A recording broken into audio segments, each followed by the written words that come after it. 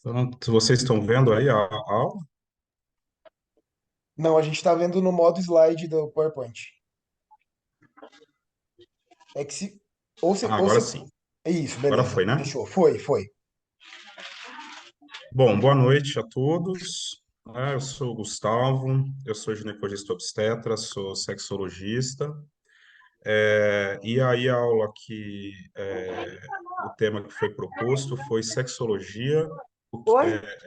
o que o ginecologista precisa saber, Tá, eu tô assistindo a aula tá? aqui, que é segunda-feira, É aí às 2 horas. difícil falar desse tema em uma hora, né? Eu vou tentar ser o mais breve possível para não ficar muito longo, né? Mas sexologia a gente gosta bastante de conversar, é um tema que envolve muita discussão realmente, né? Mas eu vou tentar ser bem breve. Não tenho conflito de interesse, tá? E aí pensando na aula que eu ia dar para vocês, né? Eu trouxe aqui um esquema que a gente sempre, quando começa a falar para o residente de ginecologia e obstetrícia lá no ambulatório de sexologia, quais o que a gente faz de tratamento, o que o sexologista faz de tratamento. Então, nesse posicionamento teórico, o que que a gente faz? A gente trata as disfunções sexuais, femininas e masculinas. A gente trata os transtornos parafílicos, né, também conhecido como desvio sexual ou perversão, ou parafilia quando não é doença. E aqui, nesse contexto de parafilia, que entra muito na parte do psiquiatra, essa parte, a gente poderia falar aqui da violência sexual contra a mulher, que entra muito no campo da ginecologia, que tem a ver com parafilia ou transtorno parafílico, né? As disforias de gênero, né, ou antes conhecido como transtorno de identidade de gênero, tá? E os transtornos de desenvolvimento sexual, tá? Então, se fosse para a gente pensar num contexto que englobe tudo o que eu gostaria que fosse passado por residente de ginecologia e obstetrícia, estaria nesse slide aqui, tá? No DSM-5, no Manual Diagnóstico de Transtornos Mentais, tá dividido em três, né? Que está dentro do escopo de um sexologista, que para fazer tratamento dentro da especialidade, as disfunções sexuais, as disforias de gênero, transtornos parafílicos, né? Como eu mostrei para vocês. Tá? Então, assim, antes de tudo, eu imagino essas questões que eu estou colocando agora para o médico geral, não é só para o ginecologista obstetra geral, né? Que na literatura, quando nós vamos fazer uma revisão, é notável os profissionais de saúde falarem que têm dificuldade na formação em relação a ouvir as queixas sexuais, tá? Então, para ouvir as queixas, para falar sobre sexualidade, é muito importante a escuta, né? Saber comunicar, ter essa formação dentro de uma competência cultural de escutar. Então, se você escuta, você já está tratando o indivíduo com essa queixa, tá? Não fazer suposições. Quando eu vou dar essa aula, é muito comum que o pessoal fique preocupado com conceituação de orientação, que é gênero, né, de ter um refino na questão conceitual, mas só de você tratar com humanidade, não fazer suposições sobre o comportamento, não fazer um pré-julgamento, você já faz um cuidado inclusivo para o indivíduo que você vai conversar sobre o tema sexualidade, tá? E tudo que a gente gostaria que já viesse da graduação, né? Profissionalismo, confidencialidade, a questão do segredo médico, conhecimento de premissas internas de uma abordagem imparcial, e isso vai construir uma boa relação médico-paciente e esse indivíduo vai sentir a vontade de falar desse tema da sexualidade. Tá? Então, na competência cultural, esse contexto, esse conceito de sexualidade humana, eu acredito que é muito importante para vocês aprenderem, tá? Que sexualidade, ela é uma necessidade básica, é um aspecto do ser humano, né? Desde quando nascemos até quando morremos, né? Não pode ser separado de outros aspectos da vida. Não tem a ver só com relação sexual, é também coito, né? Penetração vaginal, penetração anal, é sim atividade sexual, mas não é só ter ou não orgasmo, né? É muito mais que isso, é uma energia, né, que nós temos, que nos motiva a encontrar o amor, o contato, a ternura e a intimidade, integra nossos sentimentos, nossos movimentos, nosso tato, influencia nossos pensamentos, nossas ações e integra a nossa saúde. Não tem como você conversar com um paciente para falar sobre saúde, que é que as pessoas vêm se consultar com a gente, sem falar da saúde sexual. E nessa referência da Organização Mundial da Saúde, é um direito humano fundamental, é um direito humano básico. Tá? Então a gente tem que começar com essas premissas no atendimento, né, dentro dessa área, e que envolve essa questão multifatorial. Opa. Da parte fisiológica, é muito comum as pessoas ou os profissionais de saúde olharem só pelo ângulo psicológico. Os problemas sexuais estão só dentro do ângulo psicológico, isso é psicológico, mas tem a questão orgânica, né, a questão de relacionamento, essa influência sociocultural, que, como eu disse, a gente precisa ter essa competência, precisa desenvolver essa competência na nossa formação como médico, como ginecologista obstetra, na pós-graduação, essa questão sociocultural e da questão da diversidade, tá? E autoprazer, autoimagem, nossa intimidade, né, a relação com a genitália, a etnia, a comunidade, tá? Nesse conceito de sexualidade, eu gostaria que vocês entendessem que qualquer indivíduo que vai ser atendido no seu consultório, que vai buscar saúde, envolve uma avaliação da função sexual do indivíduo, tá? Da sexualidade, desde quando nascemos até quando morremos. Então, não dá para oferecer saúde sem que se aborde a questão sexualidade, tá? Outro conceito importante que eu vejo como necessário para o ginecologista obstetra entender na sexologia na formação é a questão da resposta sexual. Eu falei para vocês de sexualidade, que é essa questão mais geral que nós humanos temos desde quando nascemos até quando morremos, né? E aqui é o corpo funcionando, né? A função sexual, né? Então aqui, e isso é o que nós costumamos mais avaliar, né? Na questão da disfunção sexual.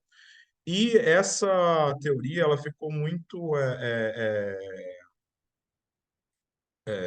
quem ficou muito conhecido por essa teoria foi Master E. Johnson e Kaplan. E nessa resposta sexual, o corpo respondendo ao prazer, né, a primeira etapa seria o desejo. É muito comum que o paciente venha ao consultório relatando que está com baixa libido, tá? Então, aqui a gente está vendo que a pessoa está com problema no desejo, né? Olha, eu não tenho vontade de ter relação sexual, né? E essa queixa ela é muito comum no sexo feminino. Ou senão o indivíduo vai queixar, vai falar assim, olha, eu tenho até vontade de ter relação sexual, mas não estou me excitando. E a excitação, lubrificação, né, nós avaliamos na mulher e a questão da ereção no homem. Então, que é uma queixa muito importante no homem, né? Então, a mulher se queixa muito de libido e o homem queixa muito de dificuldade de ereção, né? 40 a 50% das queixas masculinas têm relação com a ereção. Das femininas, a desejo, a questão da libido, varia de 30 a 60% dos casos, né? Ou senão o indivíduo fala, olha, eu tenho vontade, eu tenho libido, né? Eu me excito, eu tenho ereção. No caso da mulher, eu lubrifico, né? E quando chega no ápice do prazer, eu não consigo ter o orgasmo, né? Então a pessoa está falando para você, olha, eu tenho uma anorgasmia, eu não consigo ter orgasmo, né? E aqui também está uma outra queixa masculina muito importante, que é a ejaculação precoce, tá? Apesar de ejaculação e orgasmo serem fenômenos separados, diversos, né? Eles acontecem ao mesmo tempo. Então, o homem costuma chamar muito o orgasmo de ejaculação, né? E fala que ejaculação precoce é uma outra queixa masculina muito importante de disfunção sexual. E o ciclo da Basson, a Basson, inclusive, era ginecologista. A teoria dela é que, no caso de mulheres em relacionamento mais longo, o ciclo da resposta sexual não funciona tão linear como nós falamos, acontecendo nessa sequência, né? Desejo, excitação, orgasmo e resolução, né? O pós-orgasmo. Que isso acontece num ciclo, né? Que não necessariamente começa pela libido, com intimidade emocional, um relacionamento que está legal, que há uma boa troca, pode até acontecer excitação primeiro, a lubrificação antes da libido, e a gente vê muito esses casos no climatério e na menopausa, de mulheres que queixam de baixa libido, mas que têm uma boa satisfação sexual. E esse é o modelo de resposta sexual da Rosemary Basson. Hoje em dia, é interessante falar num ciclo da resposta sexual individual para cada um, tá? Na contemporaneidade, nós avaliamos cada indivíduo individualmente, né, em relação ao desejo, à excitação, ao orgasmo. Então, a gente pergunta sobre a libido, como está o desejo, e a excitação, como está, e o orgasmo. Inclusive, os questionários que fazem pesquisas sobre a função sexual, porque é muito difícil você pesquisar sexualidade, por ser muito diverso, é muito complexo avaliar a sexualidade, né, do ponto de vista de pesquisa. Então, os questionários eles avaliam muito o desejo, a excitação, o orgasmo e transporta isso para de maneira estatística, né, para quem faz pesquisa na área, né? E esses problemas na função sexual é o que o ginecologista mais vai lidar na prática clínica, tá? É, Nós somos profissionais que mais recebemos queixas sexuais. Talvez por isso que no universo da sexologia, dentro da medicina, quem mais faz sexologia é o ginecologista obstetra. Então, essas queixas, principalmente femininas, que as mulheres costumam levar mais isso ao profissional de saúde, né? Não que aconteça mais na mulher, é que as mulheres vão mais ao profissional, então vem muito para a escuta do ginecologista obstetra. Então, as mulheres, elas trazem essa questão das disfunções sexuais, de um problema na resposta sexual, né? Ou seja, um problema na vontade, né? Que é o transtorno do desejo, ou um transtorno da excitação, né? Eu não lubrifico, eu tenho vontade, mas eu não me excito, ou um transtorno do orgasmo, né? Eu não consigo gozar, eu não consigo chegar ao orgasmo, né? Ou ter dor na relação sexual. A dor ela não faz parte da resposta sexual, mas ela atrapalha a resposta, porque a mulher que sente dor ou o homem que sente dor vai se queixar da vontade, da excitação, vai ter dificuldade por orgasmo, e claro, isso levando a sofrimento, tá? Não se fala em transtorno sexual ou em disfunção sexual sem que haja sofrimento, tá? Durando pelo menos 6 meses, tá? Os estudos mostram que essa queixa, né, disfunção sexual, ela varia aí de 40 a 50% das mulheres no estudo dos Estados Unidos e no estudo brasileiro, tá? Mas apesar de ver uma alta prevalência, nem sempre a mulher traz a queixa para o consultório. Então, fica. E as pessoas não conhecem que os profissionais de saúde podem tratar essa questão que tem muita relação com qualidade de vida, tá? E as causas? As causas são diversas, né? Tem a ver com a parte da sexualidade. Na nossa anamnese, na nossa entrevista, a gente tem perguntas sobre todas essas questões, né, num primeiro atendimento, numa triagem. A gente conversa sobre tabus, sobre restrições, sobre a educação na infância em relação aos pais, aos avós, relação com culpa, né? Como eu já adiantei no começo, a questão de violência sexual, e violência nem sempre sexual, né? Pode ser física, verbal, e que também é uma demanda represada que chega muito no universo do ginecologista obstetra. É uma epidemia silenciosa, a questão da violência, principalmente em relação às mulheres, e no caso das crianças, também os meninos, mas ainda muito mais as meninas, tá? A questão da educação sexual, que engatinha no nosso país, inexperiência, a parte psicológica de ansiedade, depressão, somatização, e os estilos cognitivos de hipervigilância e catastrofismo, tá? Aqui é o dia a dia do ginecologista, é a paciente com dor, né? Dor para ter relação sexual, que é a dispareunia, ou com dor genitopélvica, né? Também dor abdominal, dor na pelve. E há essa confusão diagnóstica em relação à dispareunia, né? A vulvodínia, que é a dor na vulva, e o vaginismo, que entra dentro das disfunções sexuais. O vaginismo, ele é uma contração involuntária da musculatura pélvica e vaginal, impedindo a penetração de um objeto, do pênis, no exame físico ginecológico. Então, você consegue avaliar essa contração no exame físico, né, que chama vaginismo.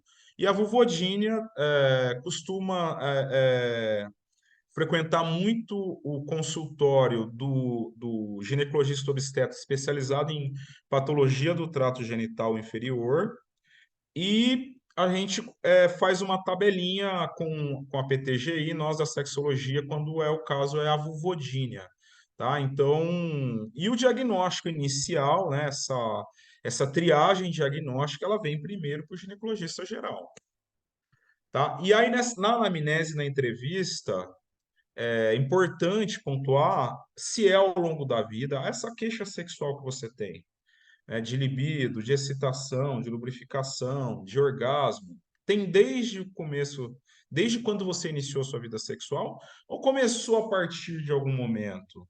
A paciente ela costuma pontuar para a gente quando começou. Ah, foi após um abortamento que eu tive. Ah, foi após um parto.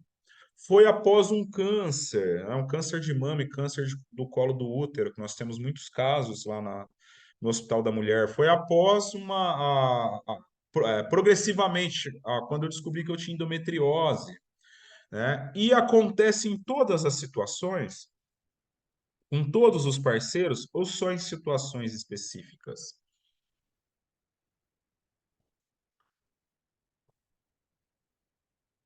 E você pode também falar se é leve, moderado ou grave, tá? Isso na entrevista, né?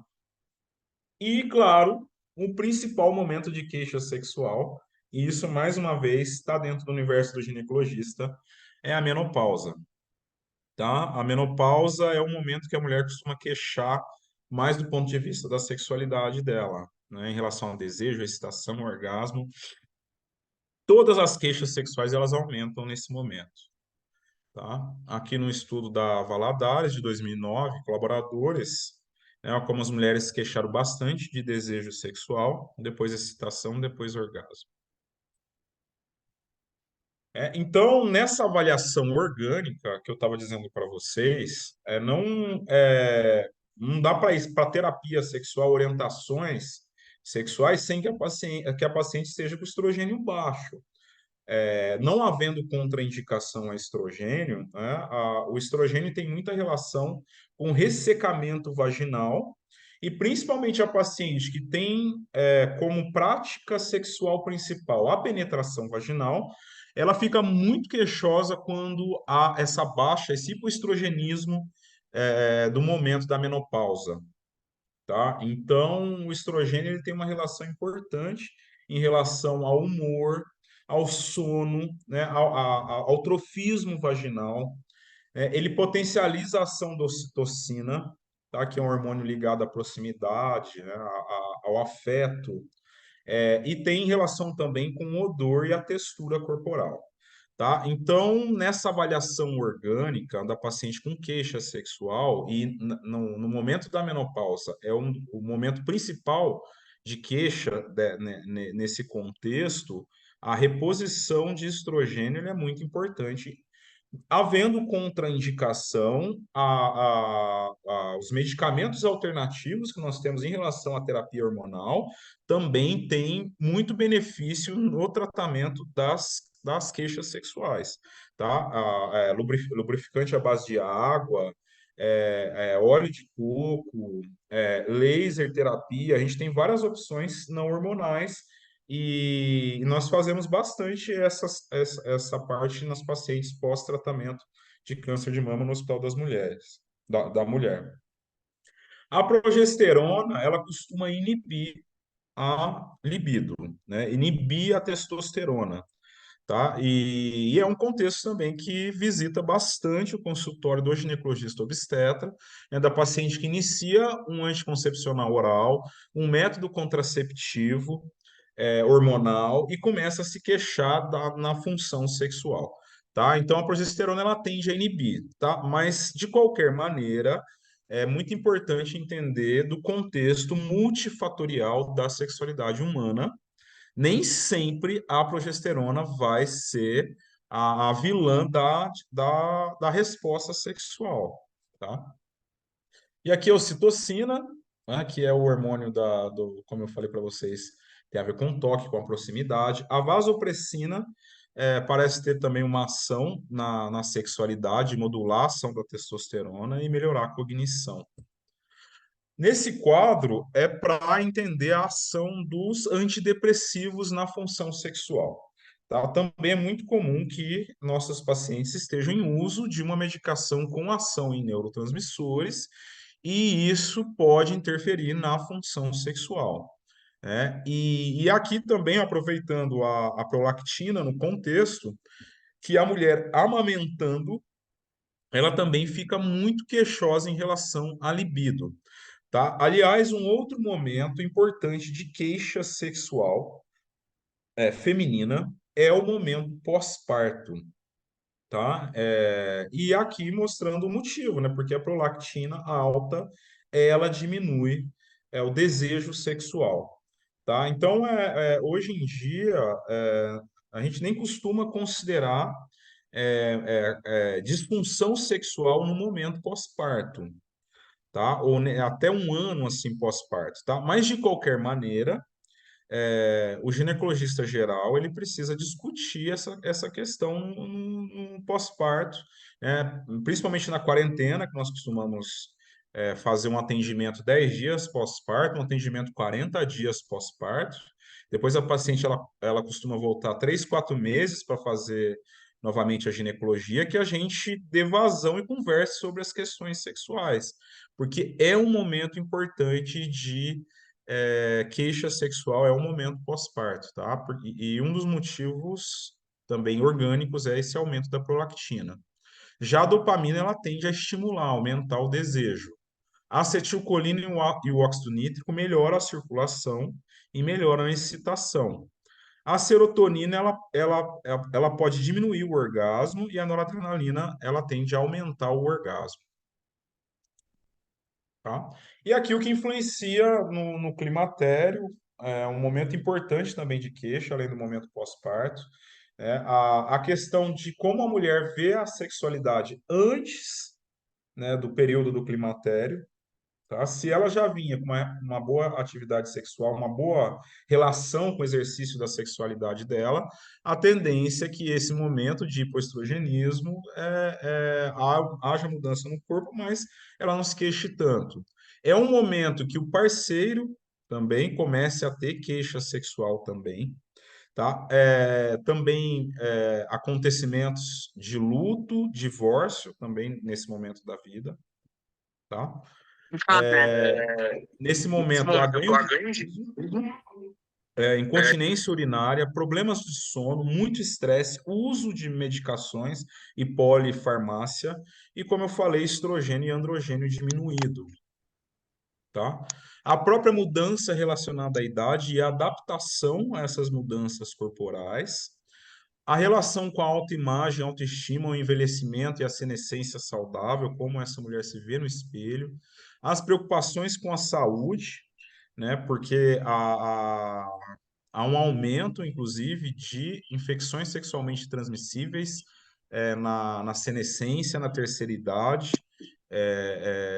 Então, muitas mulheres ficam receosas de manter atividade sexual nesse período, principalmente se forem novos parceiros, tá? E a questão do androgênio, tá? Aqui é descrito na literatura a questão da síndrome da insuficiência androgênica, tá? É muito discutível se há essa síndrome de insuficiência androgênica, mas de qualquer maneira, a mulher na menopausa, ela se queixa muito da questão libidinal, tá? E aí, no nosso consultório, vem muitas mulheres com essas queixas, né, em relação à diminuição de sensação e bem-estar, mesmo você fazendo reposição de estrogênio, tá? Ou de estrogênio mais progesterona, no caso da mulher com útero. E fica com humor disfórico, muita fadiga, diminuição da libido, tá? E isso, claro, mais uma vez, no consultório do ginecologista geral. Tá? Então, um conceito nesse tema é o primeiro que a avaliação de testosterona ela é clínica, tá? A dosagem laboratorial, ela é um apoio ao nosso tratamento, mas ela não é definitiva. Então, interprete clinicamente tanto a resposta ao uso da testosterona, né, quanto as características clínicas da resposta em relação à pilificação, a sobrancelha, né, o cabelo, em relação se vai à alopécia ou a textura do cabelo. A ginecologia endócrina é muito clínica. E é muito comum que o pessoal fique se baseando em ou apenas em aferição laboratorial. E não é assim que faz, tá? Tem que avaliar clinicamente a parte androgênica, tá? O androgênio ele cai ao longo da vida, né? Esse é o momento de queda do androgênio também, não cai bruscamente como o estrogênio, mas cai também.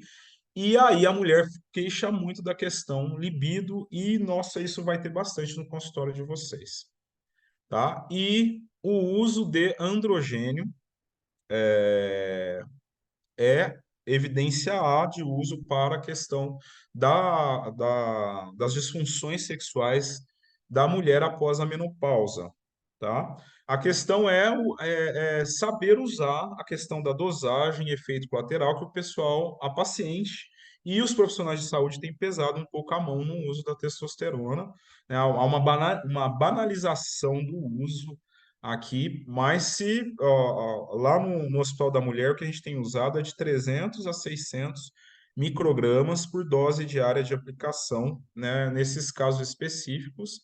Né, lá nós temos muitos casos de paciente oforectomizada bilateralmente, é uma paciente que costuma precisar muito do androgênio associado ao estrogênio.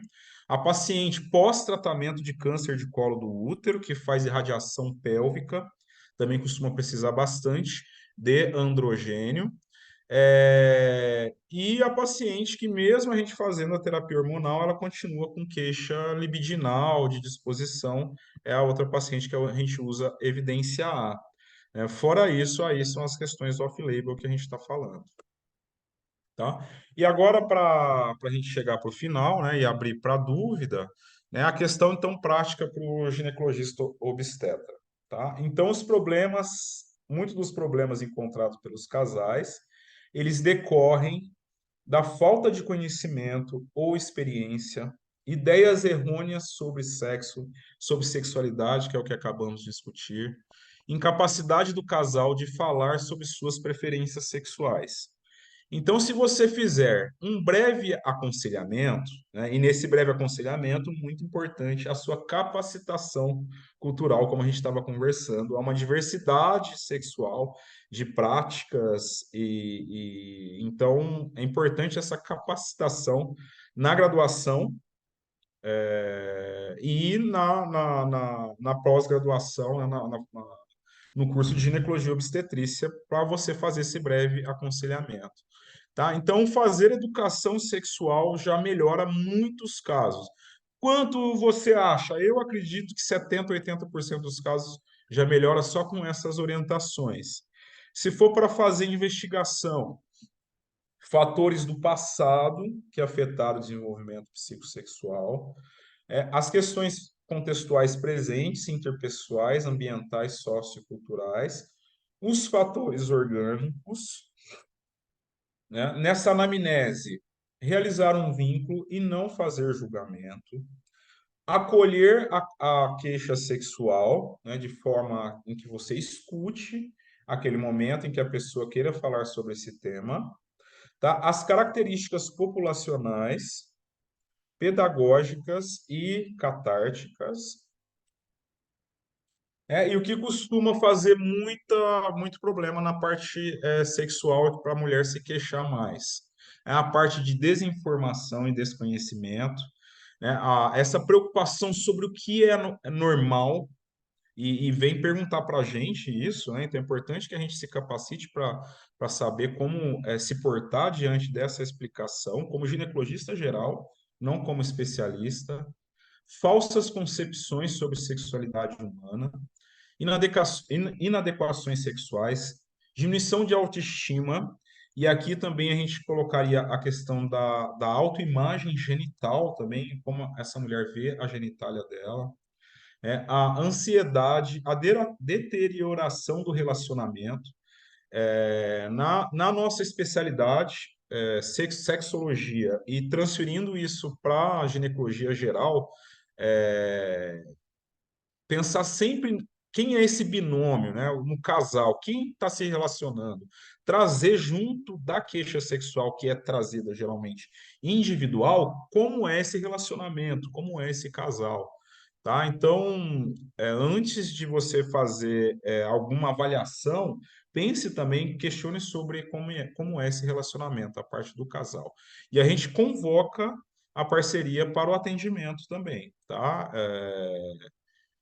Para falar sobre esse tema. E histórico de violência, tá? E sempre informando que violência ela não é só sexual, né? Ela pode, há outros tipos de violência que não só sexual, elas podem ter efeito na função sexual, tá? E aí, para a gente orientar, para vocês se capacitarem, a questão da anatomia genital, a resposta sexual humana que eu mostrei para vocês, desejo, excitação, orgasmo, pós-orgasmo, condições fisiológicas e doenças que interferem na vida sexual. Na nossa casuística, lá no Hospital da Mulher, muitos casos pós-câncer de mama, pós-tratamento de câncer de mama, pós-tratamento de câncer de colo do útero, pós-tratamento de endometriose, e pós-tratamento de questões ginecológicas, patologias ginecológicas, tá? Questões básicas da função sexual, o estado geral de saúde, aí tratar as ginecopatias, a gente não precisa pensar em técnicas de sexologia, tratar ginecopatia já melhora a queixa sexual, tá? As doenças sistêmicas também, elas influenciam a resposta sexual, e conversar sobre reprodução, sobre prazer, sobre gênero, orientação sexual e relacionamento. Os momentos da vida da mulher que influencia a sexualidade, como a adolescência, a gravidez e o ciclo gravídico puerperal, né? As malformações, né? O casal infértil também tem muitas questões para se queixar nessa área e não encontra escuta, né? O momento principal de queixa, que é a menopausa, e a senescência, né? Envelhecimento, tá? E todas as doenças em geral que influenciam a função sexual, tá? Então, escute essa queixa, né? Elimine as causas orgânicas, trate as causas orgânicas, dê escuta, pesquise o conflito conjugal, dê orientações gerais, né? E aí, se a queixa persistir, aí pode ser o momento de encaminhar para o especialista, né? Mas até aqui fica dentro desse escopo do ginecologista geral e do médico geral, tá? Era isso que eu tinha para falar, tá? Não sei se foi muito rápido, se foi muito corrido, deu 40 minutos, né? E agora eu fico à disposição para quem tiver alguma dúvida, que quiser perguntar alguma coisa. Imagina, acho que o timing perfeito, Gustavo. Obrigado pela aula. Eu vou fazer o minha culpa. Eu sou muito, muito, muito mais obstetra do que ginecologista. Então, em geral, as pacientes chegam no meu consultório já grávidas. Então, em algum momento, elas tiveram uma relação, tá? Então, ó, Felipe, eu ia colocar os slides do ciclo de das Da disfunções sexuais gestante. no ciclo gravídico puerperal, né? Aí eu fiquei, nossa, vai ficar muito longo, né? No fim, até não ficou tão muito longo. Mas Não, acho que então, se eu foi posso te dar uma dica como obstetra, é conversar sobre esse tema nas consultas de pergunte, né? pré-natal, Pergunte, é que o puerpério é um momento importante de queixa sexual, tá? E muitas vezes isso não é conversado, isso vai passa batido, né? Não, Vai é passando batido, a paciente não se queixa uma, e a gente não questiona e o negócio vai indo.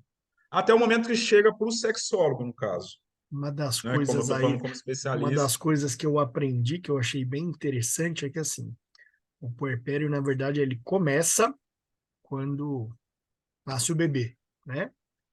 A gente está acostumado a falar que o puerpério dura aí 6 semanas, né? 42 dias, mas a verdade é que o puerpério só acaba quando a mulher acha que acabou, né? Tem repercussões bem maiores aí. E sim, a prolactina é do mal, em termos sexuais, ela não ajuda, né? Isso a gente já conhecia, já sabia bem. Gente, pergunta sobre sexo. Aberta a caixinha aí. Vambora, Eu queria só fazer um comentário, ô Favorete. Acho que por você trouxe um favor. tema aí da questão da gravidez que eu acho que eu utilizo na prática clínica e eu acho que é muito importante. Então, durante o pré-natal, além de abordar as questões sexuais e estimular o sexo entre o casal, né, ali, eu acho que eu já começo a abordar que o puerpério vai ser um inferno. Não só pelo nascimento do bebê, que muda completamente a rotina da casa, é uma mãe dedicada completamente ao filho, né? Então o pai tem que entender isso e começar a participar disso. Então, fortalecer o vínculo durante o pré-natal, eu acho que ele é fundamental para evitar realmente aí divórcios no primeiro ano de vida do bebê, que acontece com frequência. Né? Acho que tem muita relação com isso também. Né? Então, acho que tem que conversar. Vamos, gente, Vamos, gente, vocês estão vocês muito estão muito tímidos. tímidos. Ninguém tem Ninguém tem pergunta? pergunta? Lulu Nardi. Ah, eu sabia que você ia falar, me chamar. Tinha certeza que você ia falar comigo. Eu acho que essa aula de hoje é uma coisa muito legal. E uma das coisas que eu acho super interessante, Gustavo, e eu queria te perguntar tenho várias perguntas, por que a parte de sexualidade ela não tem abordagem pelo convênio. Essa é a primeira parte que eu queria te perguntar, porque tudo que tem cobertura pela ANS, a gente consegue ter cobertura pelo convênio. E isso é uma coisa que eu trabalho bastante com a Mil, trabalho anos na Mil, e é uma parte assim, eu não consigo encaminhar para convênio, e eu não consigo encaminhar por um exemplo para a Unifesp, que a gente atende lá. Porque não tem um ambulatório aberto de sexualidade pela Unifesp, pelo HC, e não tem uma disfunção sexual que não seja por um grupo que tem algum interesse de estudo. Então, essa paciente minha, ela tem que pagar a parte. E a gente sabe que não é todo mundo que tem um poder, que vai para um lugar. Então, assim, eu consigo fazer vários diagnósticos, e aí eu falo, bom, tudo bem, só que aqui eu só tenho 10 minutos para a senhora. Agora, a senhora que pague particular para poder trabalhar, ou a senhora faça uma terapia, mas a terapia não é uma terapia com alguém que faz uma terapia com um psicólogo, é uma terapia sexual. E você bem sabe que uma terapia sexual é com alguém que sabe fazer. E aonde fica essa mulher? Então, assim, eu consigo fazer muitos diagnósticos. Eu odeio quando eu tô com uma pessoa que vem para mim e fala assim: olha, essa mulher tem vaginismo. E não é vaginismo, ela tem várias outras problemáticas que não é o bendito do vaginismo. Não sei, o Favoretti está fazendo assim porque ele entende, porque ele vê isso em vários lugares. Quem tem uma consulta muito, eu adoro atender a pessoa, eu adoro atender a mulher completa. Entendeu? E eu fico muito frustrada. Eu sabe aonde a gente atende muito bem a paciente? Na Unisa. Porque eu tenho 1h30 com os residentes, com os internos, e as minhas consultas na Unisa são mega maravilhosas. Porque assim, as mulheres falam: olha, eu tenho um convênio, mas eu não quero sair daqui.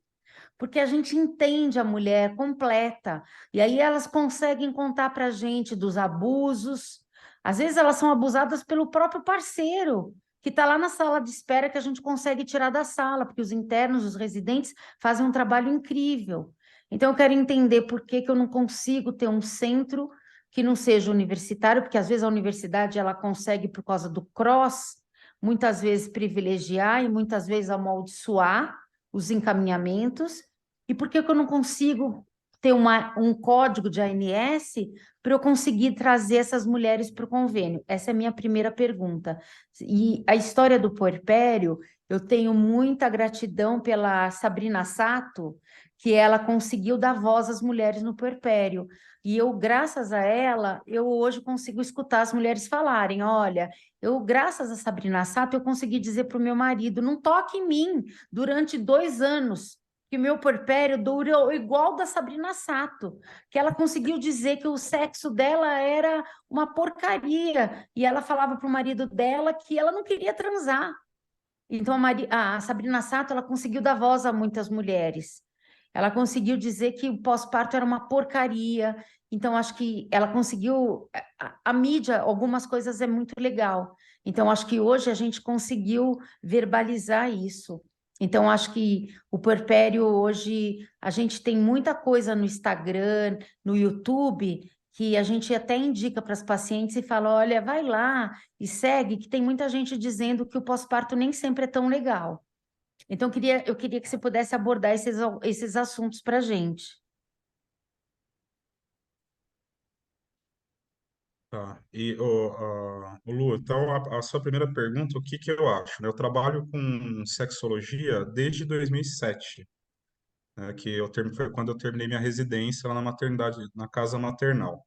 Então, eu já trabalho há 16 anos nessa área. E o que que eu acho? Eu acho que a questão de quem comanda os gestores, né? Por exemplo, a Mil. Há interesse dos gestores a Mil em que Não. seja? Provavelmente não, né? Mas Não acho vai que ter um no plano código, de né? saúde não tem, né? Não tem. Os gestores públicos querem que tenha esse serviço de atendimento aos indivíduos? Provavelmente não. Não tem capacitação em quase em nenhum momento, inclusive de graduação em medicina, né? Não tem capacitação ou dos profissionais de saúde. Foi o que você falou, a gente acha que ele é psicólogo e ele entende da sexualidade, de sexologia, de tratar disfunção sexual. Não, é uma especialidade do psicólogo também. Como a gente faz GO, o psicólogo tem que fazer sexologia, como se fosse uma residência dele. Então, assim, não há interesse geral, como saúde geral, não só privada como pública, nessa área. Não há interesse. Tá? Então, não há investimento, né? O ganho do paciente é gigantesco.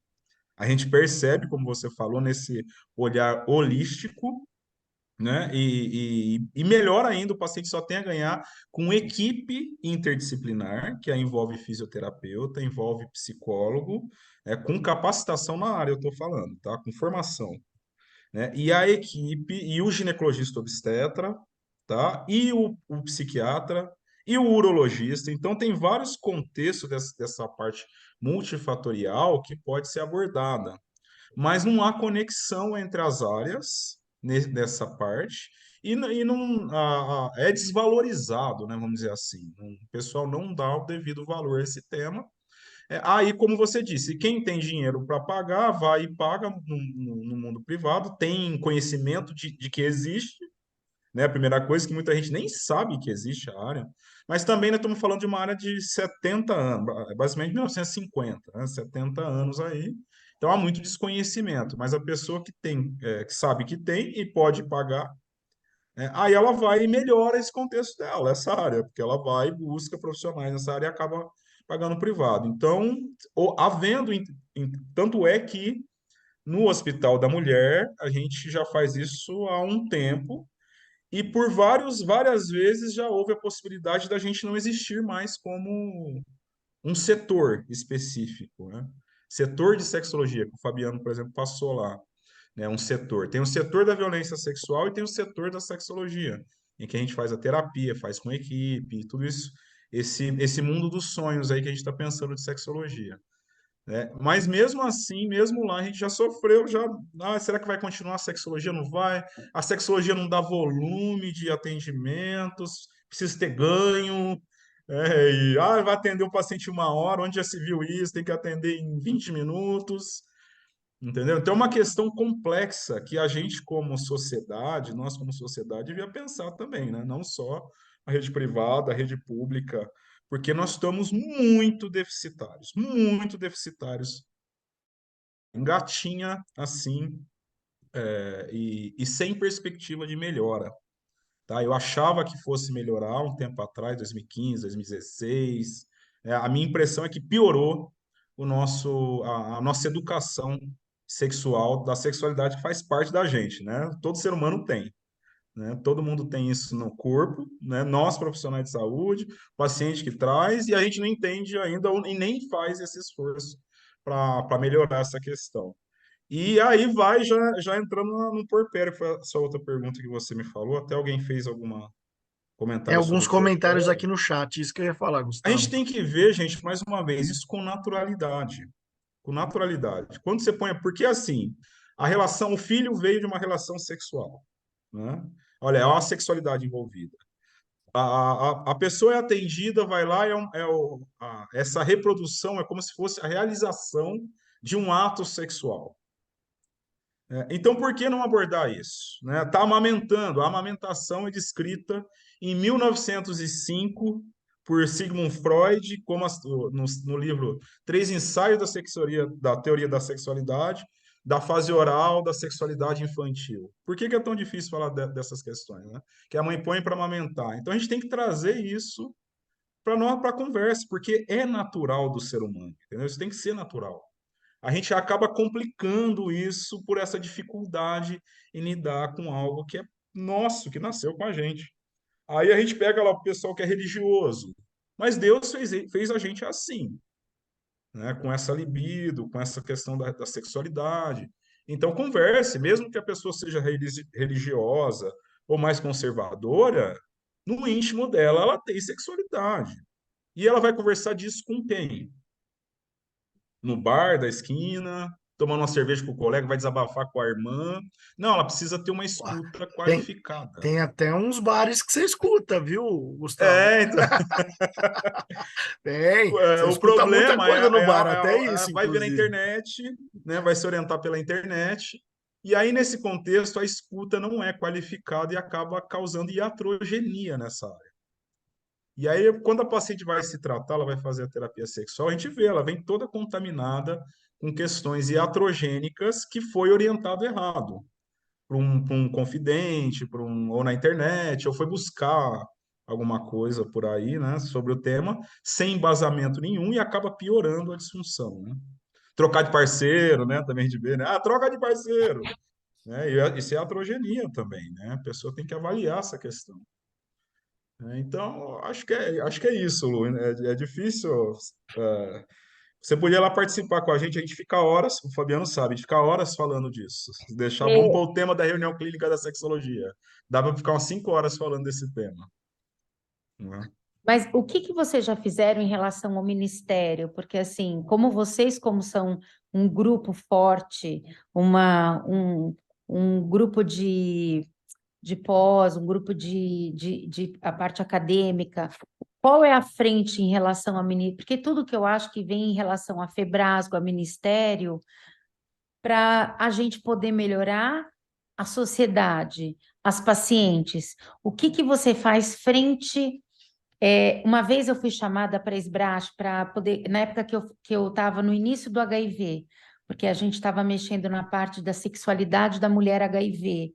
Então, eu dei algumas palestras em relação à parte da sociedade de sexualidade. Eu fui há muito tempo atrás, quando eu estava no início da Unifesp, que eu trabalho até hoje na Unifesp com HIV. E estava começando essa parte dos grupos de sexualidade, porque eu já sou uma pessoa já da terceira idade. Então, como sociedade de sexualidade frente ao ministério, porque assim, a gente tem que fazer uma frente uma frente de grupo de sociedade para forçar que esses grupos, porque assim, se eu tenho um grupo de sexualidade, se eu tenho um grupo de violência em algumas universidades, eu tenho que fazer uma força para que essas mulheres tenham um grupo para que as recebam. Entende o que eu estou falando? Porque se eu falar assim, o convênio não quer receber, a universidade não abre, entendeu? As pessoas não vão receber essas pacientes. Eu só tenho, eu não, isso não dá dinheiro, isso não dá Ibope, entendeu? Só que agora a gente está numa outra fase. Agora as mulheres estão tendo voz, entendeu? Então, acho que agora é um momento que isso tem uma nova, porque nós estamos vivendo um outro momento da vida. E hoje está se falando, cada vez mais a gente fala em abuso, a gente fala agora em relacionamento tóxico. Hoje, eu nunca tive chance de entrar numa sala de aula e falar para os jovens, para os internos, para os alunos, tanto em sexualidade.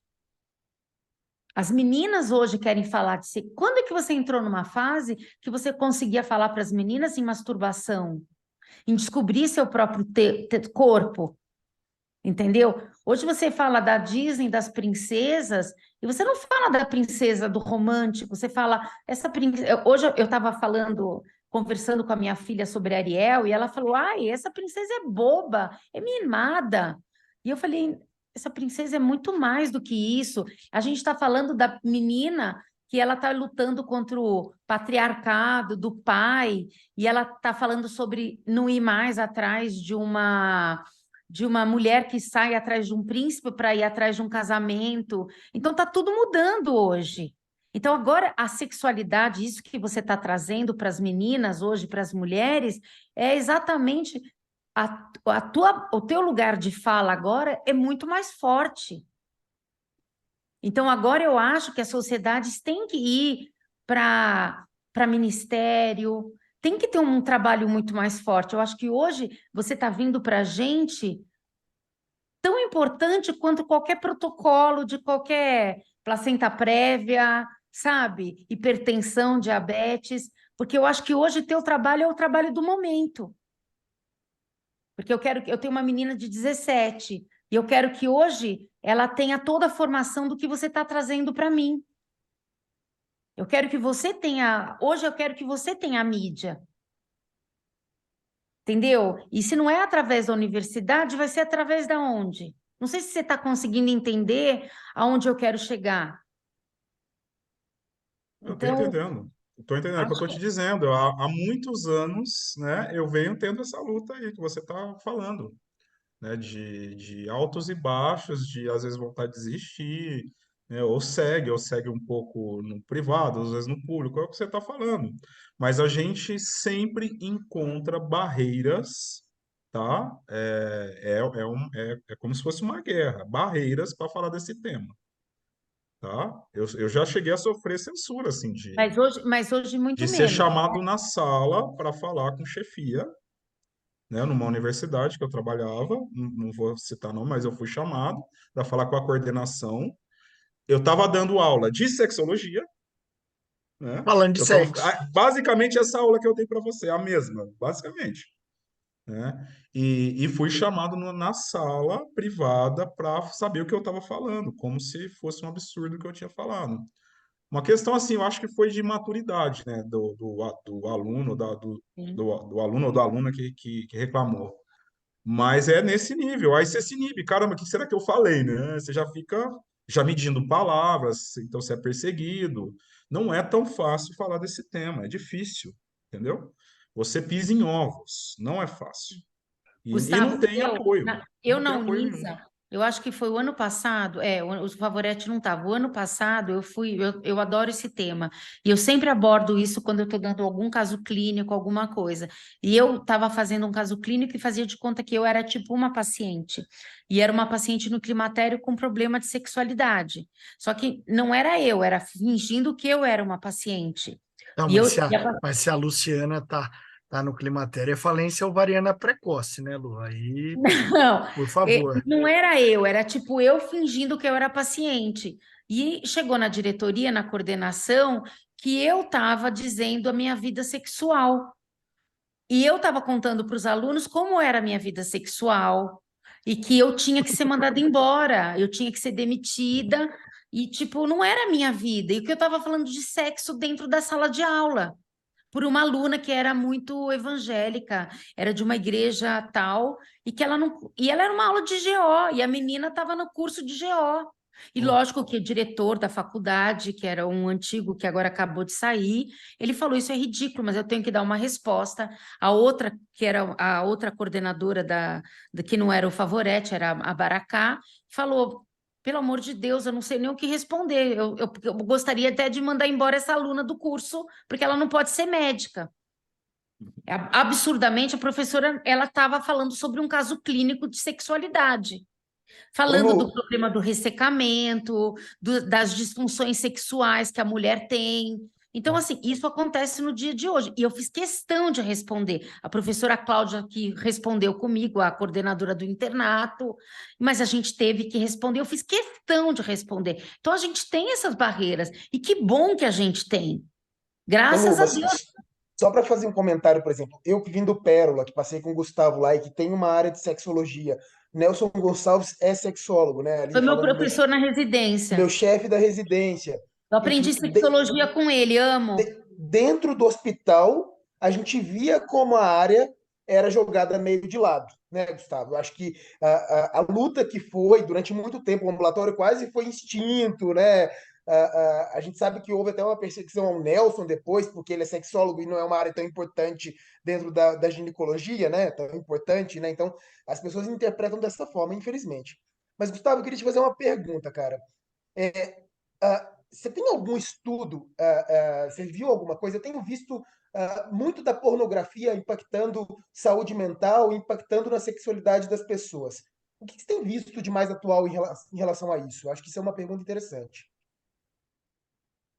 Já tem alguns estudos surgindo nesse tema e esse problema ele se intensificou a partir da internet de banda larga, porque até então a questão da pornografia ela não era tão rápida.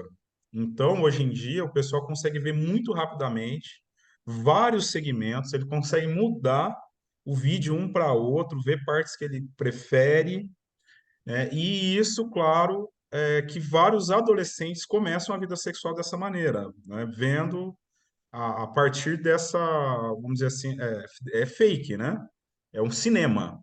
Então ele fica achando que aquilo é realidade, né? Há uma compulsão nessa questão, e aí com muita dificuldade de iniciar a vida sexual de uma forma natural, como naturalmente seria. Então, da questão da pornografia, e principalmente, né, meninos, né, o sexo masculino, que tem muito essa questão. Então, fica ejaculador precoce, fica com dificuldade de entrar num relacionamento, de manter uma relação sexual satisfatória, né, e fica mais se satisfazendo, né, do ponto de vista de pornografia, e a pornografia entrando como se fosse também da questão da adição, do vício, como se fosse um vício, né, de ficar precisar daquilo de uma questão de vício na pornografia. Vai muito nesse sentido. Fora isso, né, fora isso, a pornografia e o cinema ela pode ser, né,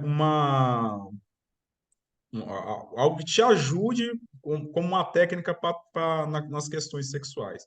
Tudo depende da forma como você usa, né? E a pornografia também, ela tem questão de violência em relação com a mulher, né? Outra questão que a gente discute bastante, o quanto aquele cinema se usou de violência contra mulheres para ele ser construído. E aí tem pornografia específica para mulheres também, é outro contexto que surgiu hoje em dia, da Erika Lust, se eu não me engano, é o nome da diretora. Então, isso é mais ou menos o que a gente discute hoje sobre pornografia. Eu tenho um comentário, um convite e uma pergunta. O comentário é que em relação a pornografia de banda larga, na Unisa a gente não tem esse problema, porque a gente não tem banda larga na Unisa, né, Lu? Lá o sinal é horrível, então. Então esse é um problema a menos, viu, Gustavo? Tá difícil chegar lá para as bandas de Interlagos, isso. O convite, na verdade, eu queria convidar, temos alunos aqui, na verdade eu vi pelo menos 2 alunas conectadas, Bruna Mazeto, presidente da Liga de Saúde da Mulher, e Ingrid Gastaldelli, que está atualmente interna lá no Grajaú. Se vocês quiserem fazer alguns comentários, a reunião está aberta a vocês. E a minha pergunta vem um pouco da observação de que talvez ande junto com a pornografia, mas você falou de distúrbios de autoimagem, isso é uma coisa que a gente fala, e distúrbios de autoimagem em relação às áreas íntimas. Porque hoje tem plástica, botox, preenchimento, enfim,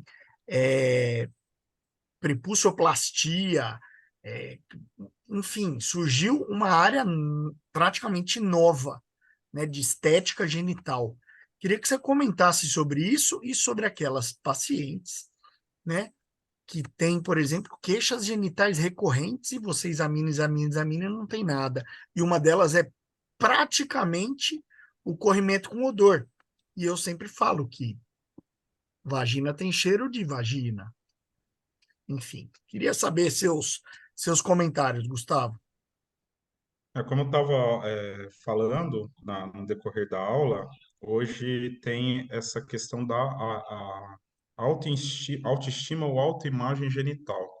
A gente discute esse tema e quase entrando como uma palavra-chave, assim, um descritor, a autoimagem genital, como a mulher vê essa questão, como é que ela enxerga a genitália dela, né? E eu vejo assim, é muito bem-vindo que exista profissionais para tratar a questão estética da genitália quando necessário. Mas, como sempre, há um exagero nessa questão do ponto de vista comercial, sem dúvida nenhuma, né? Isso a gente nota muito, né? Aí que vai, mais uma vez, a nossa formação, a nossa parte ética, né? A parte científica de aplicação de técnicas, de métodos, que para você tratar o paciente, a parte e saber orientar o paciente quando aquilo é excessivo. Olha, você está com um transtorno dismórfico corporal. A gente, como médico, a gente tem que ter esse olhar. Quando o De paciente está feeling, né? exagerando, né? Eu sei, paga, tem a questão econômica que nos Não, é um influencia. feeling, não é nem dinheiro. Ah, sim, desculpa, eu vi É hoje um a dinheiro. feeling. Não, não é um Mas eu feeling. sei que tem a parte econômica que nos motiva, né, a indicar um procedimento. A gente sabe disso, né? Não vamos mentir e ser hipócrita. Mas tem paciente que a gente tem que saber orientar o quanto aquilo está sendo excessivo naquela intervenção, tá? Mas eu vejo com muitos bons olhos esse avanço na estética genital feminina. Viu? O que eu não vejo com bons olhos é justamente essa parte, O quando a parte excesso. econômica atravessa, O excesso. né, Não, a gente sabe. a Laser. parte. E aí, e nesse contexto, entrando também no que você me perguntou, é a paciente que não tem odor, que não tem corrimento, tá tudo bem, tá fisiológico e ela insiste no problema. Então, essa, Recorrentes, né? essa é a paciente que muitas vezes chega no sexólogo, que vem para a terapia que a Lu falou, que não acha em lugar nenhum, aí vem em particular, que passou em vários profissionais, né? Ninguém está resolvendo e não sei o quê, né? Que aí o tratamento acaba sendo um esclarecimento para a paciente do problema dela.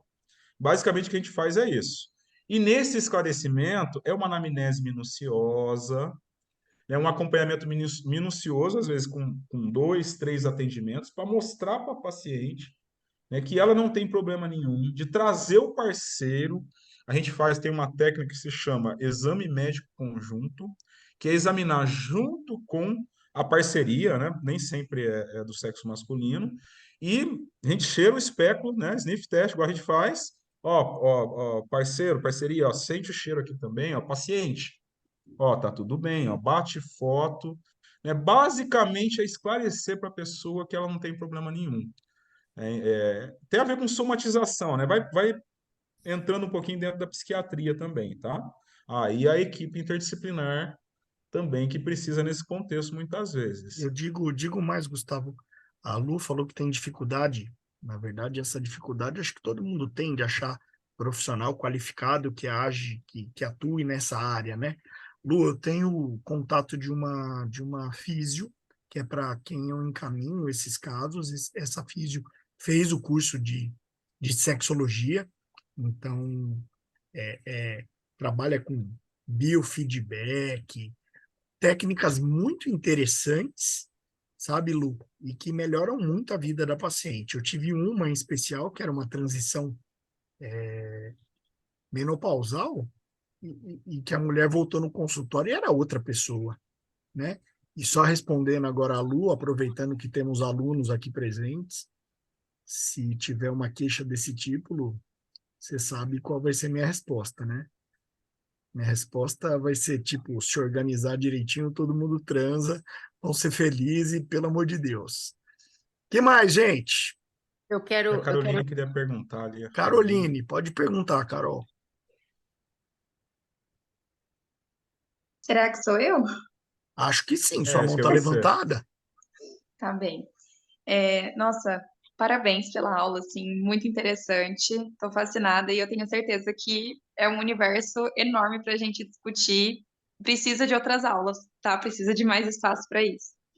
Uma coisa que eu fiquei pensando quando a Lu perguntou, né, sobre em relação aos convênios que não cobrem esse tipo de atendimento. Eu fiquei me perguntando assim, é interesse de quem que as mulheres tenham a saúde sexual em dia, que elas estejam satisfeitas com a vida sexual delas e tudo mais. Quem que vai levantar essa bandeira? Pensando nisso que ela está perguntando também de quem que vai levantar a bandeira, porque eu não sei o interesse de quem que é. Para as próprias mulheres é uma coisa, eu acho que é muito recente isso, da gente ter noção de que a gente tem o direito a isso, que a gente não é só um objeto de prazer, sabe? É, e também estava lembrando aqui de um caso que eu estava trabalhando na UPA. Eu sou R1 do JJM, não me apresentei, aqui em Guarulhos. E aí eu estava trabalhando na UPA e era um plantão assim de madrugada e a recepcionista veio para conversar comigo. Ai, eu sei que você quer fazer ginecologia obstetrícia, nem estava na residência nem nada. E aí ela veio me perguntar o que que um conhecido dela podia dar para a esposa, porque ela estava com um interesse sexual baixo, estava com a libido baixa. E aí eu achei estranha essa pergunta, porque passou muita ideia assim de que o errado, alguma coisa estava errada com a mulher, que quem estava quebrada era a mulher. E comecei a conversar, comecei a perguntar da vida, né, deles e tal. E aí ela contou que tinha acabado de ter um bebê, tinha alguns meses. E eu comecei a perguntar quem cuidava do bebê. E, enfim, essa mulher estava totalmente sobrecarregada. E o esposo estava tratando como se fosse um problema dela, como se ela tivesse que ir ao médico, porque ela estava com um problema de saúde, como se ela estivesse quebrada. E isso me faz pensar também que não tem como pensar só nesse contexto como doença, mas sim como promoção de saúde, sabe? Ver dessa maneira também. Eu não sei até que ponto a gente já enxerga isso como promoção de saúde. Obrigada, viu? Então, isso até eu comentei na aula, a questão de promoção de saúde e qualidade de vida, né? Porque a gente escuta muito a parte em relação diminuindo essa área que ninguém morre sem sexo, isso não precisa. O paciente é tirar a doença e está resolvido, isso é mais importante, né? Então, e a gente entra bem nessa questão de promoção de saúde e qualidade de vida, tá? Então, que fique claro isso, que uma pessoa que exercita a sua sexualidade de maneira saudável, que é feliz com a sua sexualidade, está bem consigo mesma, ela vai desenvolver menos doença. Ela está mais saudável. Tá? Então, entra no contexto saúde a questão do exercício de sexualidade. Nós falamos de uma energia, né? Eu falei, sexualidade é uma energia que nos move a encontrar, é uma coisa que tem dentro da gente, uma energia. E como qualquer energia, ela pode causar algum estrago, ela pode fazer revolução, pode fazer coisas inimagináveis. Então é muito, a gente imagina quem que quer segurar essa energia das mulheres, né? A pergunta que você fez. Eu imagino que é interesse mesmo segurar a energia das mulheres, a sexualidade das mulheres, porque as mulheres têm um potencial muito grande energético, como qualquer ser humano. Então, muitas pessoas querem segurar isso, né? Então, eu vejo por aí, né? Então, o interesse em que não, que a gente não entenda melhor essa energia e que a gente não se desenvolva nesse sentido, é o interesse de manter controle, né? Alguma coisa sob controle, né? Então, Eu acho que, na eu verdade, vou Gustavo, é mais ou até menos por mais do aí. que isso. As mulheres são meio negligenciadas na saúde como um todo, né? Se a gente for olhar para endometriose, se a gente for olhar para o climatério, se a gente for. Isso, por exemplo, o climatério não está no SUS. Endometriose você vai achar para operar, se precisar operar, em 3 hospitais do Brasil, 4 hospitais do Brasil, sabe? Então, existe uma negligência. Se esses problemas fossem masculinos, eu tenho certeza que as coisas estavam mais bem resolvidas. Então, eu acho que existe ainda. Não sei se a gente pode falar isso de misoginia, de machismo, de patriarcado. Existe ainda uma questão em que o público feminino é esquecido. Eu acho que a gente é muito maior do que isso, na verdade. O pessoal até comentou aqui no chat alguma coisa nesse sentido, né? Que alguns homens nem conseguem conversar com os outros sobre suas dificuldades sexuais e deveria ser natural, né? Os homens realmente têm muita dificuldade em conversar sobre esse tema, né? E eu vejo isso assim também na prática clínica, estatisticamente, nas plateias que eu dou aula, que eu dei aula, muitas vezes só tinha meninas, ou quando tinha menino, tinha menino homossexual, esse menino hétero, né, ele não vinha conversar sobre esse tema. Muito difícil mesmo. Ainda é um tabu muito grande para o sexo masculino, hétero, né, que eu estou falando, heterossexual. Por mais incrível que pareça, né, nós estamos em 2023, o pessoal tem muita dificuldade de falar desse tema.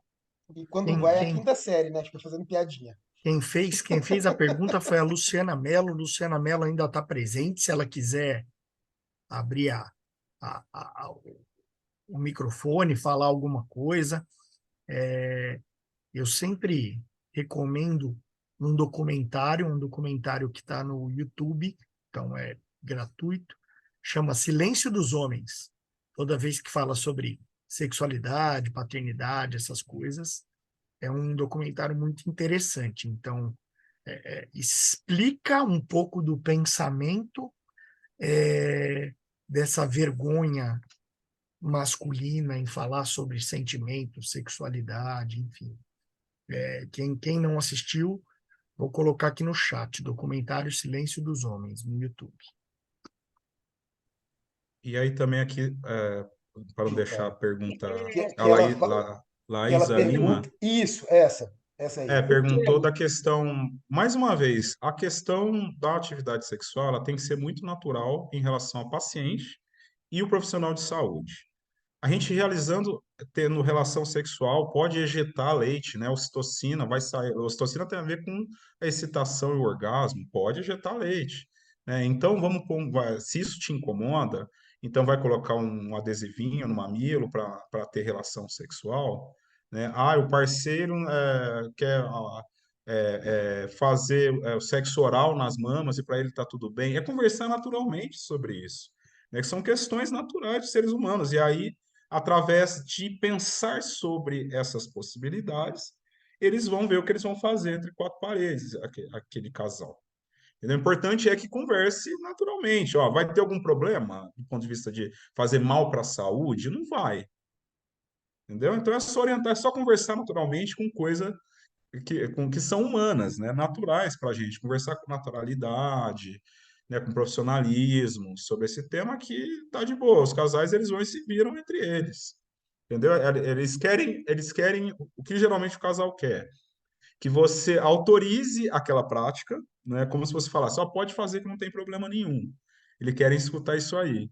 E se tem alguma coisa que dá para fazer para prevenir ou não, ou alguma coisa, vai pegar alguma doença, alguma coisa nesse sentido, que você oriente nesse sentido. Então, orienta naturalmente, né?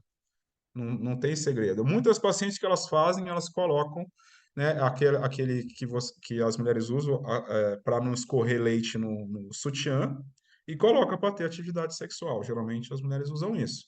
Mas não é uma regra. É só você orientar. Maravilha, gente. Mais alguma pergunta? Nada? Vocês estão muito tímidos. Só a Lu que é sem vergonha, né, Lu? Até fechei meu microfone, você viu, né? Tô com saudade de você, Lu. Bom, Nossa, você vai é, aparecer essa semana para me ver, que eu tô com saudade. vamos ver, eu vou aparecer no... contar. Posso contar só um final de uma história? Onde? Queria falar para o Gustavo uma coisa que eu lembrei. Gustavo, eu tive uma história tão pavorosa que eu lembrei agora desse relato desse casal. Eu atendi uma paciente faz um tempo já, né? Que foi muito horrível. Eu tinha uma paciente que ela já tinha passado com milhões e milhões de pessoas. Eu acho que eu estava no final da residência, essa paciente, quando eu estava, acho que acabando meu R2. Essa paciente tinha corrimento de repetição, mas não era um corrimento, ela tinha tricomonas. Mas era assim, tipo um corrimento amarelado, podre. E ela passava assim com um monte Ela vinha toda hora no pronto-socorro. E a gente atendia no ambulatório, a gente atendia no PS, ela já era uma paciente já mais madura, e ela vinha sempre com o marido. E ela falava, doutora, fala para ele que eu tô com corrimento de novo. Isso que chamava atenção. Avisa para ele que eu tenho que tratar de novo. E a gente tinha que tratar. Dava Flagyl, dava creme, e passava tipo 10, 15 dias, estava ela de novo, e trazia sempre o bendito do marido. E aí, um dia eu falei, gente, mas a gente trata essa mulher e ela falava, tá falando para ele, doutora, que eu não pode ter relação? Ontem eu tô te vendo usando creme. E ela falava isso. Fala para ele, né, doutora, que não pode ter relação.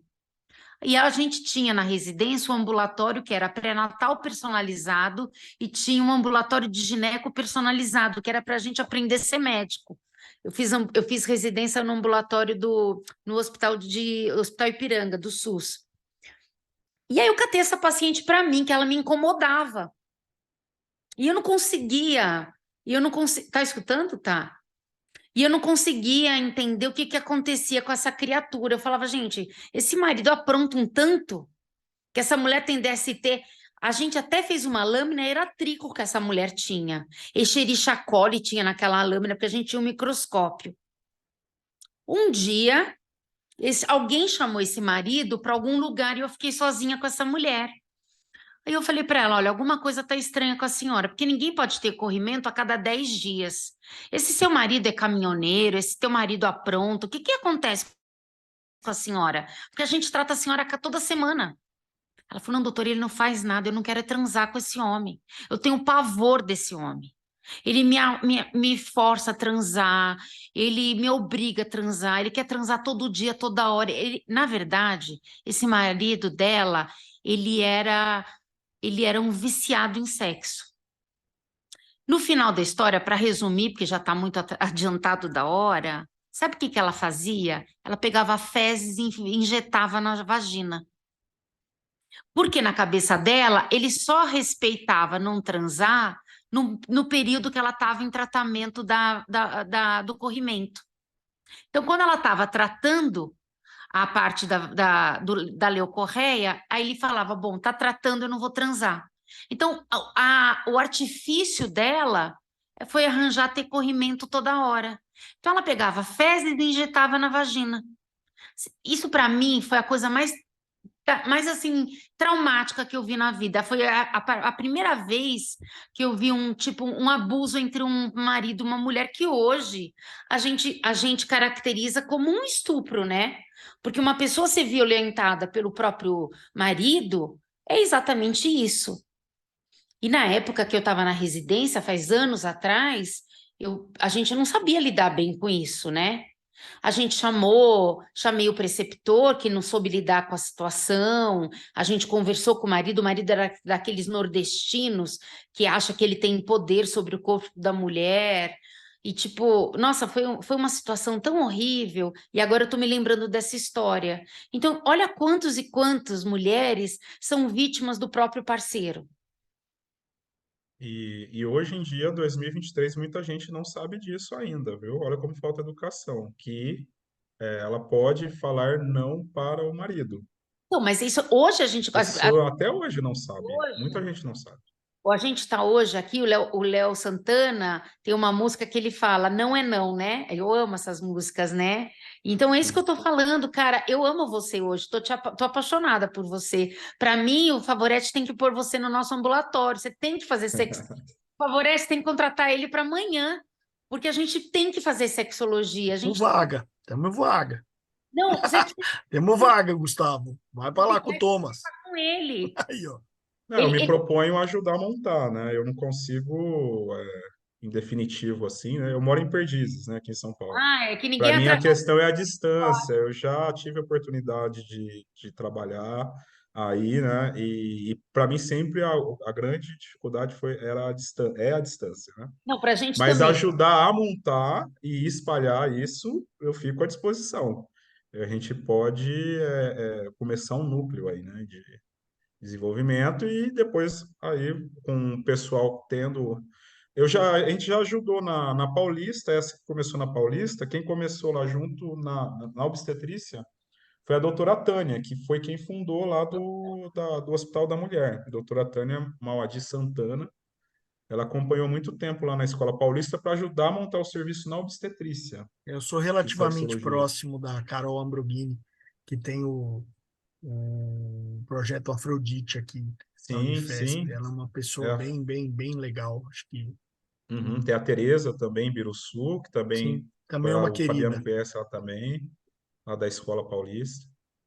Então, é começar a plantar a sementinha, né? Depois o negócio vai andando. Porque vocês viram que a impressão que dá é que precisa ser algo muito elaborado para, de ponto de vista técnica, para tratar as questões, sendo que a gente, para muitos casos, muitos, talvez a maioria, seja mais educação sexual do que realmente uma terapia sexual complexa, com técnicas, que vai precisar de muita coisa. Não é bem isso, né? Então, só de ter o quesito educação sexual específico para isso já faz uma mudança gigantesca no serviço de ginecologia e obstetrícia, né? É uma coisa que é um apoio muito grande e quem tem a ganhar são as pacientes, né? Claro, as pacientes ela tem uma melhora muito grande do ponto de vista de qualidade de vida, do tratamento, né? Então, fica a dica aí, Felipe, para Maravilha. Nossa, a gente super te agradece. Foi maravilhoso esse teu Pô, contato com a gente hoje. realmente, muito obrigado. imagina, fico Foi à disposição, viu? Quando indicação, precisarem, é um prazer. indicação certeira do Dr. Thomas Miklos. Maravilha, Gustavo. Obrigado, viu, querido? E desejando aí melhoras ao nosso amigo Thomas. Acho que a gente pode encerrar hoje a reunião da ginecologia. Gustavo, mais uma vez, obrigado. Que se precisar na Unisa, estamos à sua disposição também, querido. Eu que agradeço, viu, gente? Um Tchau, abraço, viu? gente. Precisando, tamo aí. Um beijo.